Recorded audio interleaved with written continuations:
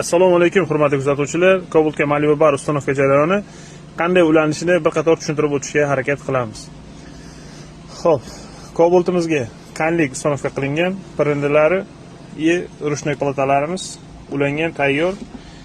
Ruchnoy motorchiklarimizni ustanovkasiga bitta baho berib qo'ysangiz bo'ladi.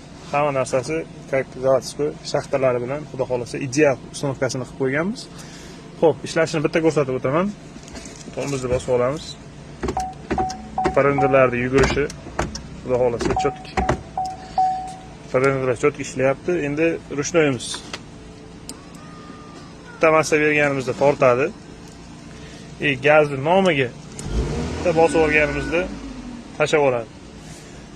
Xo'p, bu ishlayapti. Yana qo'shimcha funksiyalarni ham qo'shib berganmiz. Ruchnoy tortamiz. Ruchnoyimiz tortdi. Mashinani o'chirdi. Agar mashinamiz ruchnoy tortilgan holatda sразу yurgizsa, o'zi avtomatik ruchnoy tashlab yuboradi. Bu xohishga ko'ra qilindi bu funksiyasi. Sразу mashinani zavod qilganimizda gazni bosganimizda o'zi tashlab yuboradi. Ya'ni xohlasa o'zi knopka orqali ruchnoyni tortib olsangiz bo'ladi. Xo'p, bu bitta funksiyasi, mexanikalari, hamma narsasi ishlaydi. Ularni tayyorlab qo'yganmiz. Video davomida ko'rib borsangiz, to'liqroq, batafsilroq tushuntirishga harakat qilamiz.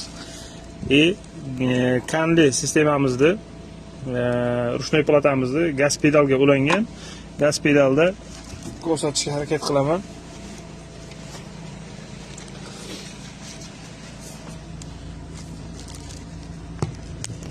Steker shu holatda turganda tepadan birinchi simga ulanadi.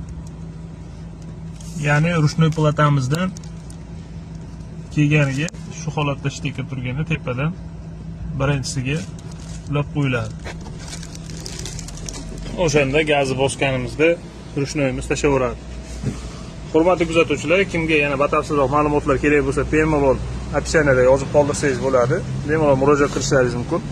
Batafsil tushuntirib o'tishga, yana kimga shunaqa sifatli xizmatlar kerak bo'lsa, bemalol murojaat qilishingiz mumkin. Ishlaringizni sifatli, ideal qilib bitirib beramiz. Hammasi steker bilan, xudo xolasa hamma narsasi ideal qilib ustanovkalarni qilib berishimiz mumkin.